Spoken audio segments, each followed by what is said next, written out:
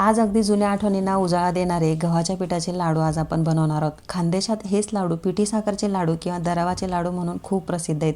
तुपाची छान चव, परफेक्ट माप आणि झटपट तयार होणारी रेसिपी एकदा नक्की ट्राय करा। नमस्कार, मी स्मिता। स्मितूज रेसिपीमध्ये तुमचं खूप खूप मनापासून स्वागत करते। हे लाडू खूप हेल्दी, शिवाय 2-3 महिने फ्रीज बाहेर व्यवस्थित टिकतात। त्यामुळे एकदा करून ठेवलं ना की वारंवार बनवण्याची गरज नाही। मी सगळं साहित्य वाटीच्या प्रमाणात घेतले, त्यामुळे तुम्हालाही अगदी परफेक्ट रिझल्ट मिळणार आहे। आता या ठिकाणी ओललेल्या गव्हाचं पीठ मी वापरते, त्यामुळे अप्रतिम चव लाडूंना येते। तुम्हाला जर हे पीठ नसेल वापरायचं तर तुम्ही रेग्युलर चपातीला वापरतो ना ते पीठ वापरलं तरी देखील चालतं, किंवा मैदा वापरला तरी देखील चालतं। पण ओललेल्या गव्हाच्या पिठामुळे जी चव येते ना, खूप सुंदर खमंग अशी चव येते लाडूचे, त्यामुळे मी हे पीठ वापरते। जर तुम्हाला जास्त प्रमाणात करायचे असतील ना तर तुम्ही एखाद्या मोठ्या भांड्याचं माप घ्या, एखाद्या वाटीचं। त्याच वाटीने 3 भांडी आपल्याला पीठ घ्यायचं आणि 1 भांडी बारीक रवा घ्यायचा आहे। आता रवा आणि पीठ मोजताना अगदी दाबून न मोजता अलगद सपाट वाटी मी एवढं घेतलेलं आहे। आता तूप मी पातळ करून घेतलं होतं, त्याच वाटीने मोजलेले पातळ तूप 1.5 वाटी एवढं घेतले। अगदी परफेक्ट माप येतं तुपाचं। जाळबुडाची कढई घेतली, त्याच्यात तूप टाकून तापून घेतलं। मग मी हे सगळं पीठ एकाच बंचमध्ये मी भाजायला घेणार आहे। आता जर तुम्ही जास्त प्रमाणात पीठ घेत असाल ना तर तुम्ही 2-3 बंचमध्ये हे भाजून घ्या। थोडं थोडं पीठ करून आपल्याला भाजायचं आहे, कारण सगळी टेस्ट आपली ही लाडूची भाजण्यावरतीच डिपेंड असते। जर छान खमंग भाजलं ना तर मस्त रुचकर आणि छान चव असलेले हे लाडू होतात। आता हे लाडू भाजताना सुरुवातीला तुमचं लक्षात आलंच आहे, खूप गच्च असं पीठ वाटतंय, चिवट वाटतंय, किंवा उलटताना असं जड जात आहे। त्यामुळे हळूहळू आपल्याला हे एकसारखा हात चालवत भाजायचं असतं। अगदी कुठेही गॅसची फ्लेम आपल्याला मोठी करायची नाही। पूर्ण लाडू संपेपर्यंत आपल्याला मिडियम टू लो फ्लेमवरती हे लाडूचं पीठ आपल्याला भाजायचं असतं। त्यामुळे खूप खमंग असे हे लाडू भाजले जातात। आता सुरुवातीपासून आतापर्यंत एक 10 मिनटं झालेली, बऱ्यापैकी मोकळं सुटं होत आलेलं आहे। तूप रिलीज करायला लागले हे पीठ बघा।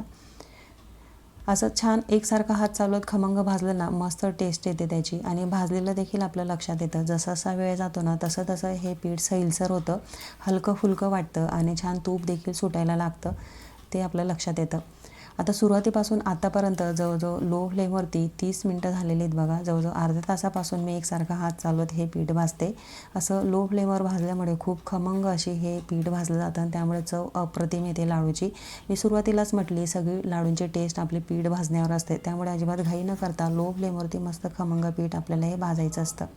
असं मोकळं झालं आहे बघा, छान सुटसुटीत हे पीठ झालं आहे, उलटण्याला चिपकत नाही किंवा कढईला देखील चिपकत नाही आहे। या स्टेजला मी गॅसची फ्लेम बंद करून एका कढईमध्ये हे पीठ काढून घेतलेलं आहे। आता सगळी प्रोसेस आपल्याला पीठ गरम असतानाच करायची आहे। ज्या कढईमध्ये मला लाडू करायचे ना त्याच्यामध्ये हे पीठ काढून घेतलेले। आता याच्यामध्ये मी 1 वाटी भरून खारीक खोबऱ्याची पूड टाकते। खारीक खोबरं आणि काजू बदाम हे मी बारीक पूड नेहमी तयार करून ठेवते आणि फ्रीजला ठेवते। आयत्या वेळेस अगदी झटपट आपल्याला ही वापरता येते। आता याच्यात खारीक खोबऱ्याची पूड मी 1 वाटी भरून वापरते। पिठी साखर मी वापरते एकूण 2.5 वाटी एवढी मी वापरते, कारण आपण जे पीठ मोजलं होतं ना अगदी अलगद सपाट वाटी मी पीठ घेतलं होतं। अगदी दाबून तुम्ही जर पीठ भरलं ना तर त्या ठिकाणी 3 वाट्या तुम्हाला पिठी साखर लागणार आहे।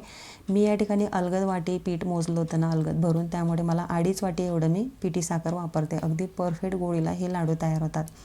आता हे गरम असतानाच उलटण्याने मी छान एकजीव करून घेतलेले। 2-3 मिनटं छान एकजीव करून घ्यायचं। मग हाताला सोसेल ना ह्या स्टेजला आपण हाताने छान चुरून घ्यायचं, कारण याचे जे पिठी साखर आहे याचे असे बारीक खडे वगैरे तयार होतात, त्याने पीठ आणि पिठी साखर छान एकजीव होते। त्याच्यात खारीक खोबऱ्याची आपण पूड टाकली, ती देखील छान एकजीव होते। मस्त मऊ लुसलुशीत हे पीठ तयार होतं बघा। बऱ्यापैकी हाताला कोमट लागतंय ना, म्हणून मी हाताने छान चुरून घेतलेलं आहे। अगदी तुपाचं माप परफेक्ट असल्यामुळे खूप छान हे पीठ आपलं भाजून तयार झालेलं आहे। साखरेचं माप देखील परफेक्ट असल्यामुळे छान मऊ लुसलुशीत हे लाडू तयार होणार आहेत। वळायला अजिबात वेळ लागत नाही, खूप झटपट तयार होतात। अगदी कमी मेहनतमध्ये आणि कमी वेळेमध्ये तयार होणारे सोप्यातले सोपे हे लाडू आहेत।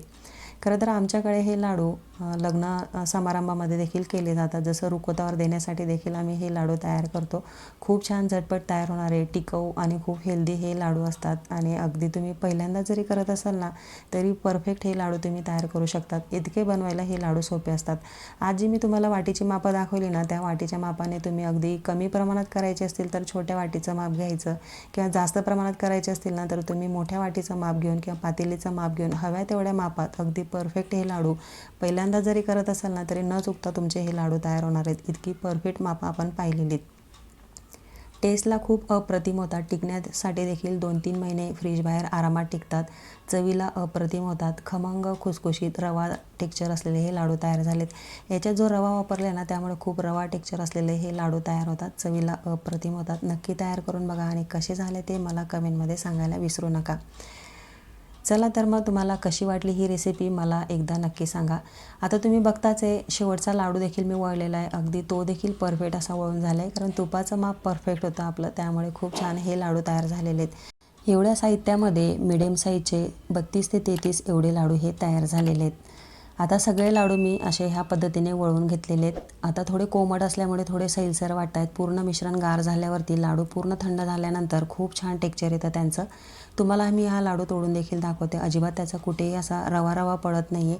अगदी परफेक्ट छोटा तुकडा जरी तुम्ही तोडला ना अगदी परफेक्ट होतो आहे त्याचा, कारण आपण रव्याचा आणि तुपाचा अगदी परफेक्ट माप घेतलं होतं, त्यामुळे खूप सुंदर हे लाडू तयार झालेत.